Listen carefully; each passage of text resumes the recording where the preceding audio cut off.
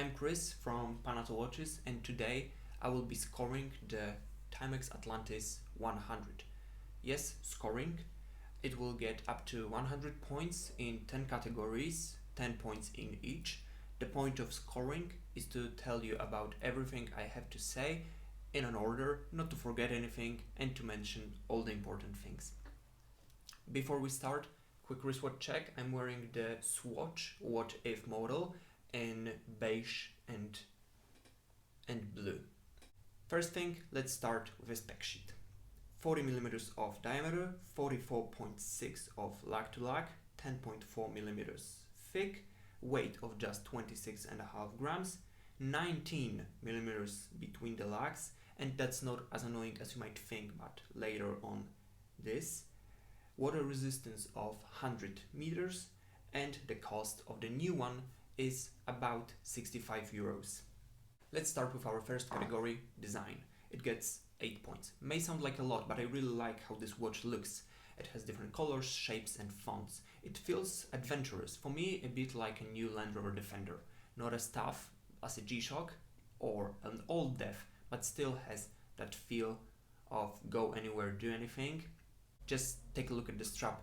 That leather sandwich combo just looks so different yet cool on this kind of watch. Despite that outer feel, it works real well every day and feels much less like a toy comparing to F-91W, or much less like a hammer comparing to G-SHOCK or an anvil strapped to your wrist. Generous 8 points. Second category is a movement, and it gets 4 points. From positives, it's a display. It's crisp and sharp, numerals are big and it makes it easy to read, even in the dark where the Indiglo really helps and steps into the game. It's super bright for such a watch. Casios can really learn from Timex in this department, but that's all. Functions, it has alarm and stopwatch, but for over a month I couldn't figure out how to use it, and that says a lot. Casios are intuitive, and their modules, even that they have a lot of them, having one you can figure out different modules, but in this one also the pushers are quite hard to push, so they don't invite you to explore the features. Sour form. Third category is comfort, and it would be 7 points. Was planning to get an 8, but there's a flaw with a strap that I will come back to later. What more do you need? It's light and thin. When writing this review, I measured it. I measured it 3 times because I couldn't believe the size. I was sure, I could bet my arm it's 38, but it's 40.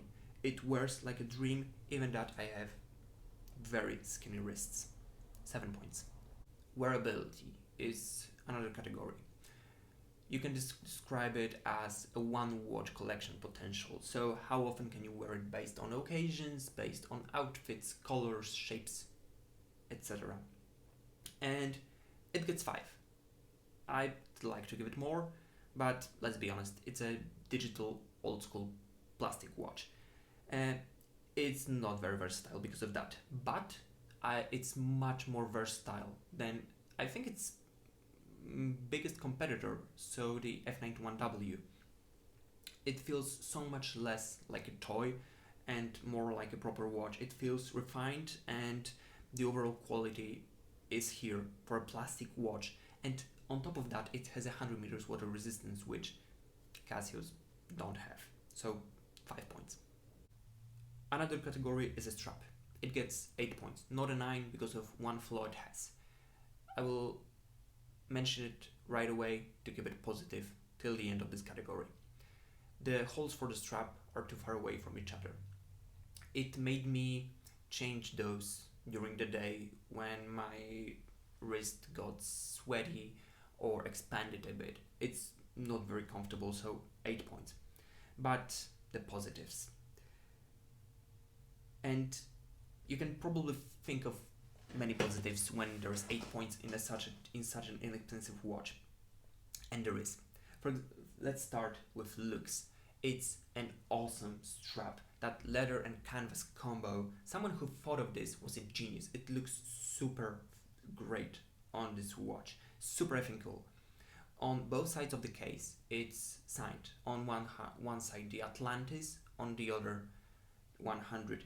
And on top of that, on the longer end of the strap, there's a Timex logo. Beautiful. It costs 65 euros and the buckle is some kind of metal. It feels super good. Now there's nothing to complain about it. And it wears like a dream. It's really one of the best straps I've ever worn on my wrist. It even has quick release spring bars, and if it was 20 millimeters, I would buy this watch only for a strap. 19 millimeters. Should I remove 1 point for this? Normally I probably would, but on this watch you don't need another strap. It just wears like a dream and it feels the character and feels great on the wrist, so there's nothing to change in here. 8 points. Legibility, 5 points. I was talking to you how great it is, how better it is than all the different displays, but let's be honest, it's still an old school display, and anything with hands and regular crystal has better angles than this thing, but still, it's great. 5. Another category is history, and it gets 4 points. It's a watch based on a 90s piece. It's a reissue. Is it a cool reissue? It definitely is. Is it anything special? Not really. It was a regular Timex and now it's another regular Timex. 4 points. Technicalities. 3 points. There's, I think, 1, and it's in the glow. That's the thing that keeps its head above the water, not to drown. The most advanced thing may be quick release spring bars in here. There's nothing. 3 points. Quality, it gets 5 points. It's a overally well built piece, but compared to different digital plastic watches, for anything regular, metal, even not very good quality metal, it is still plastic. So 5 points, great in this segment, but comparing to anything metal, it's not there. 5. And the last category is value for money. And I'm smiling because this watch gets a 10. If you think it's too much, my answer is that when writing this review and asking myself, should I give it a 10? Another question was, what more do you need? What more do you want from this caliber of a watch? And the answer was nothing.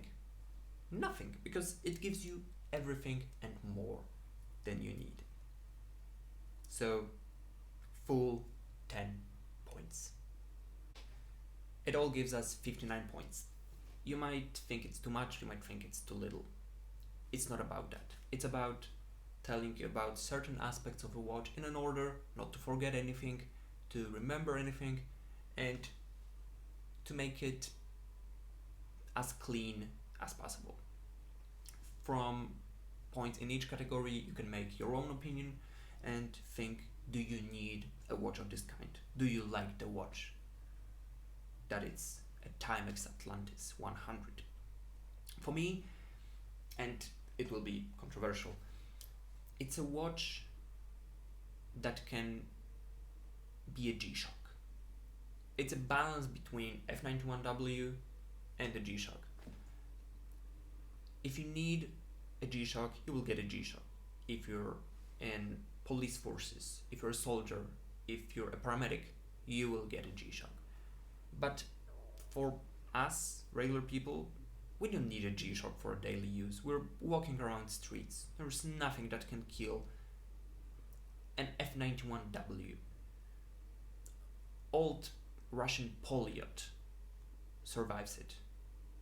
The plastic Timex for sure will as well. So if you don't need a G-SHOCK, because you probably don't, but you want something reliable and something tough, this Timex has got your back. You can see that it's scratched. And it is, because it's not mine watch.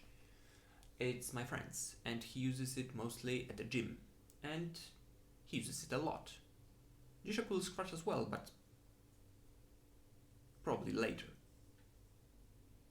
It's a great piece. I love it. I'm in love.